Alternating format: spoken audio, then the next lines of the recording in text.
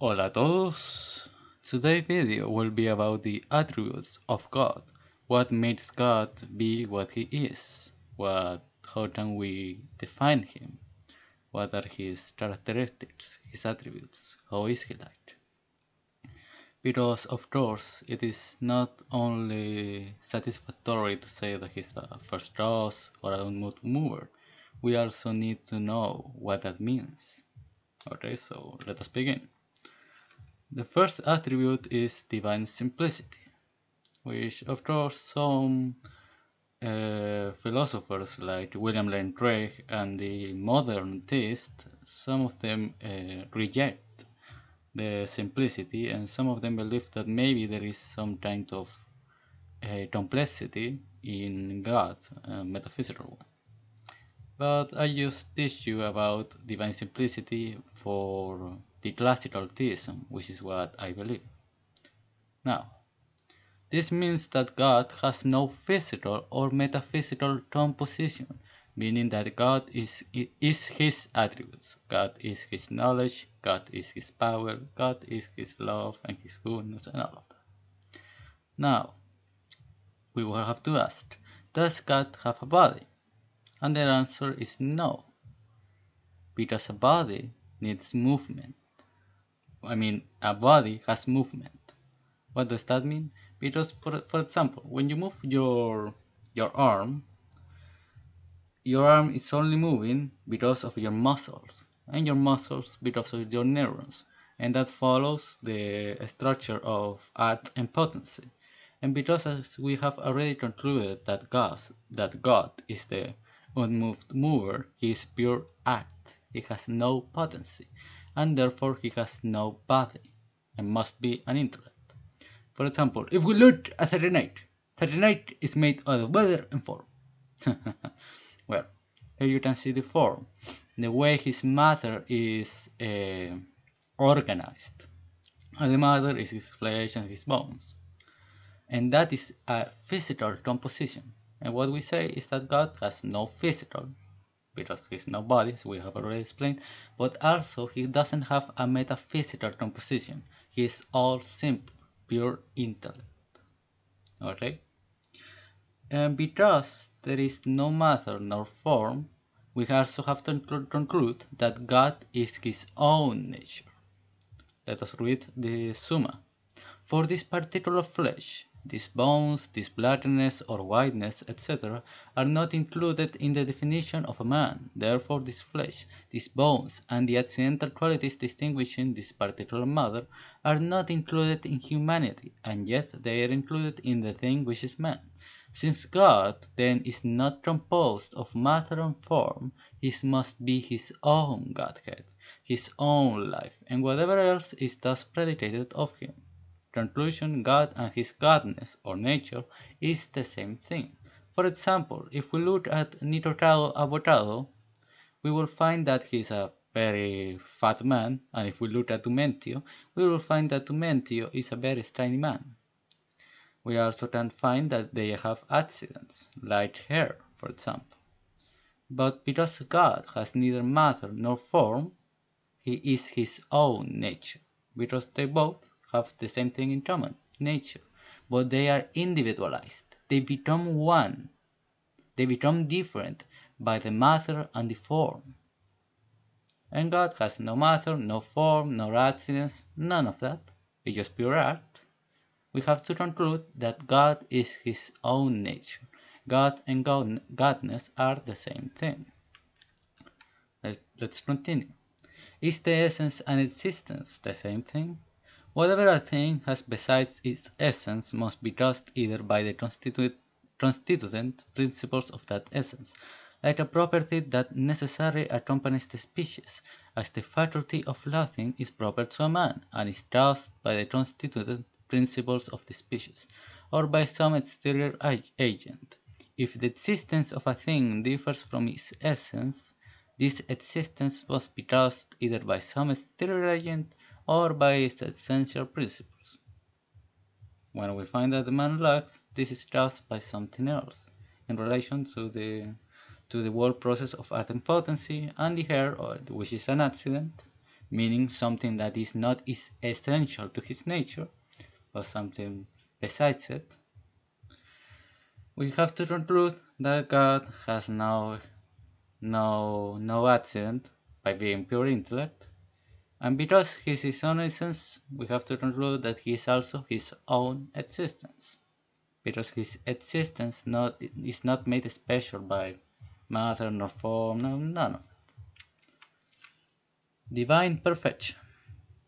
Now, God is the first principle, not material, but in the order of efficient cause, which must be most perfect, for just as matter as such is merely potential, an agent as such is it in the state of actuality, hence the first active principle must needs be most actual, and therefore most perfect, for a thing is perfect in proportion to its state of actuality, because we call that perfect which lacks nothing of the mode of its perfection. Now, what is all of this talk about perfection? Well, the meaning of perfection in metaphysics, it's about having that property in its fullness. Okay? You have that thing fully in you. That means it's perfect. Okay? It's being complete. For example, if we look at a house burning, we don't say, oh, the house is burning because it just is. It is like that. No, of course not. That house is burning because a flamethrower burned the house. But we also know that the fire came from the flamethrower, and it came from it because it had all the chemicals for the fire, meaning that the cause of the effect, the house burning, was already in the cause, in the flamethrower. The fire existed in the flamethrower as all the chemicals. And in that sense, it was perfect. Well, I'm not saying that it's literally perfect, but you get the point. You get the example. What is in the effect is already in the cause. And because God is the first cause and unmoved mover of all of creation is made through him. So those things we encounter in the world, like existence and goodness, exist in an absolute sense in God, as perfection, because that which is in the effect has its origin in the cause. And because of this, we also have to conclude that God is one, but that will be the last attribute. But it follows from the conclusion that God is perfect. Divine goodness. What is goodness? Goodness is what we all desire.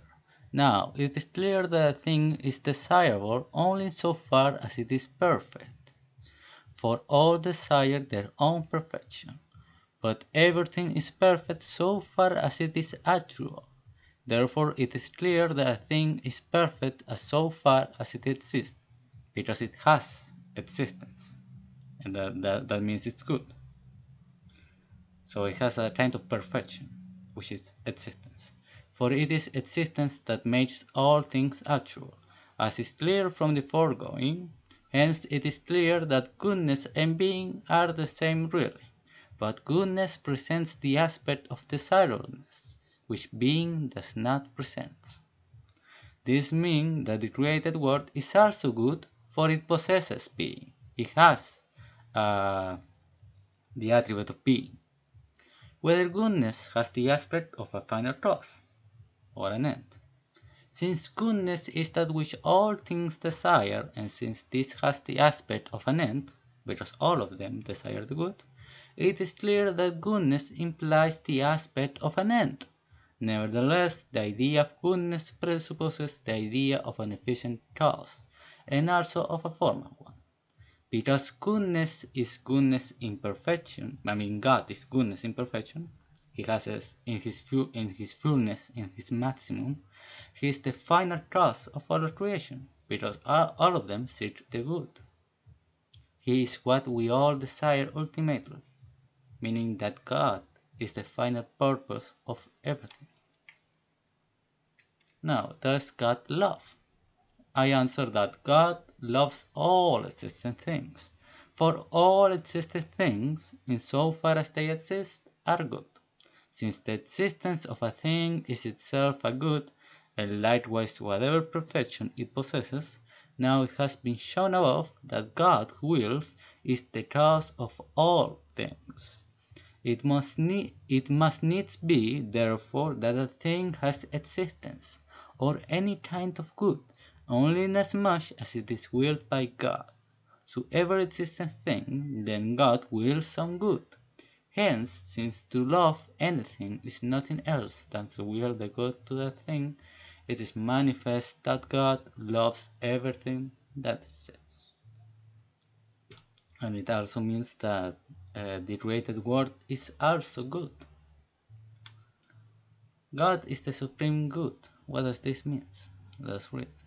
For good is attributed to God, as was said in the preceding article, inasmuch as our desired perfections flow from Him, as from the first cause. Therefore, as good is in God as in the first, but not the universal cause of all things, it must be in Him, in a most excellent way, and therefore He is called the supreme good. All things are good from divine goodness. And because good is convertible with being, as one is also, for example Socrates, called God the absolute good, from whom all things are called good by way of participation. Yes, because things possess being due to God. He is the one that gives being, and therefore He is the one that gives good. Everything is therefore called good from the divine goodness, as from the first exemplary, effective, and final principle of all goodness. Nevertheless, everything is called good by reason of the similitude of the divine goodness belonging to it, which is formerly its own goodness, whereby it is denominated good as so of all things. There is one goodness, and yet many goodnesses. Now about infinity. Now, matter is in a way made finite by form, and the form by matter. Matter indeed is made finite by form, inasmuch as matter before it receives its form is in potentiality to many forms. It can be many things. But on receiving a form, it is terminated by that one. Again, form is made finite by matter. It is no longer infinite, for now it is bound by time and space, right? Inasmuch as form, considered in itself, is common to many, but when received in matter, the form is determinate to its particular thing. For example, let us look at a rod. The matter is made finite by form and restricted by time and space. It stops being a series of infinite possibilities. And hence the infinity regarded on the part of the form not determined by matter has the nature of something perfect. Now being is the most former of all things, as appears from what is shown above, since therefore the divine being is not as a being received in anything, but he is his own subsistence being, as was shown above. It is clear that God himself is infinite and perfect. Let us remember that God is pure spirit, a pure intellect, with no matter, with no form, and therefore this means that he is infinite. He is not restricted to a place, and in that sense, he is everywhere. The thing moved and the mover must be joined together. Now, since God is very being by his own essence, created being must be his proper effect. As to ignite is the proper effect of fire, now God causes this effect in things not only when they first began to be, but as long as they are preserved in being. As light is cast in the air by the sun, as long as the air remains illuminated, therefore as long as a thing has being, God must be present to it, according to his mode of being. This means God is present in all things, by sustaining them in existence as the unmoved mover and the cause of everything there is. God is in every place, and this is to be everywhere. First, as he is in all things, giving them being, power, and operation.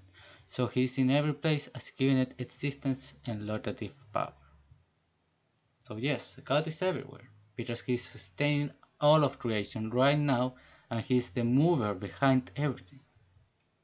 And He's also infinite. Now, divine immutability. This means that God is, well, I don't really know the word in English. I think it's impassible, which means that He has no emotions. Let us read. The first being must be pure act, without the admixture of any potentiality, for the reason that absolutely potentiality is posterior to act. Now everything which is in any way changed, it is in some way in potentiality. Hence it is evident that it is impossible for God to be in any way changeable. Right. God is the unmoved mover. There cannot be potentiality in Him. He is pure act. And because of this, He cannot suffer from passions. He cannot change. He cannot change His will either. He is in a pure state of in a pres, or in a pure state of a present, of a right now. He doesn't have time either, for there is no potency. He cannot feel emotions either. He's in a pure state of a right now, of existence. I don't know if I'm explaining myself. Well, divine eternity. I answer that the idea of eternity follows immutability, as the idea of time follows movement, as appears from the preceding article. Hence, as God is supremely immutable, it supremely belongs to Him to be eternal, with no time in it. Nor is He eternal only, but his own eternity, whereas no other being it is his own duration, as no other it is his own being.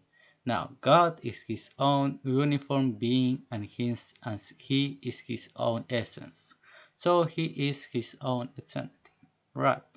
He doesn't have potentiality. He's in a full state of being in a constant present, in a constant right now, with no possibility to change, to be something else.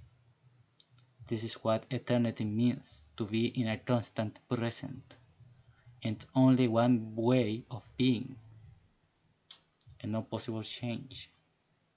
Because if He were to change, He would not be the unmoved mover anymore, and not a first cause either, because there will be something else besides God. God is one. Now, this belongs to God alone, for God Himself is His own nature, as was shown above. Therefore, in the very same way, God is God, and He is this God. Impossible is therefore that many gods should exist. Because God and Godness are the same thing, He cannot be individualized by matter nor form, as we saw with Nitrocado and Tumenti. Because He cannot be one, there cannot be multiple gods, because He is already His essence.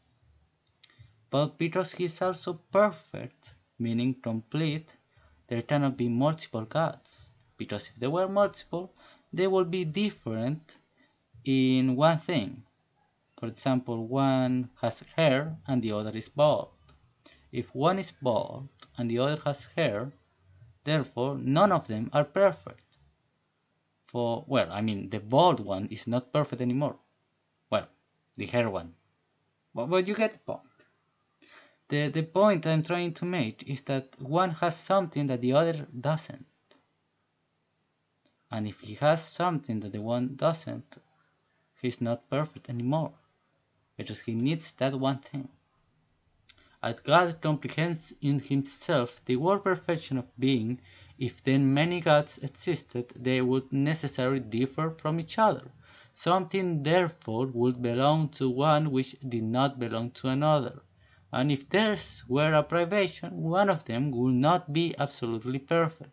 But if a perfection, one of them will be without it, so it's impossible for many gods to exist. Not only that, but let us use Occam razor. If all of reality can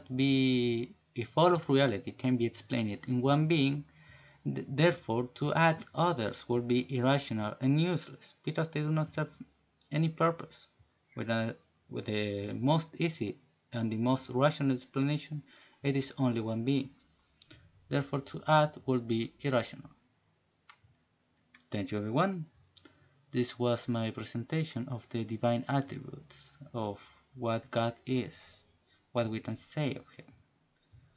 And please watch this video along with the video about the ways of Aquinas explain it. Take into consideration that these are only summaries of something much more profound, much more deep. And please remember that what I show are just a bit of the Summa. The Summa is over 4,000 pages with multiple questions and articles. What I have shown are only like the 10 first articles, if I remember correctly.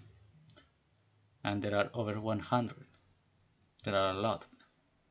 So please, I would encourage you to read the Summa to check it out in order to have a much more deep understanding of God that this humble and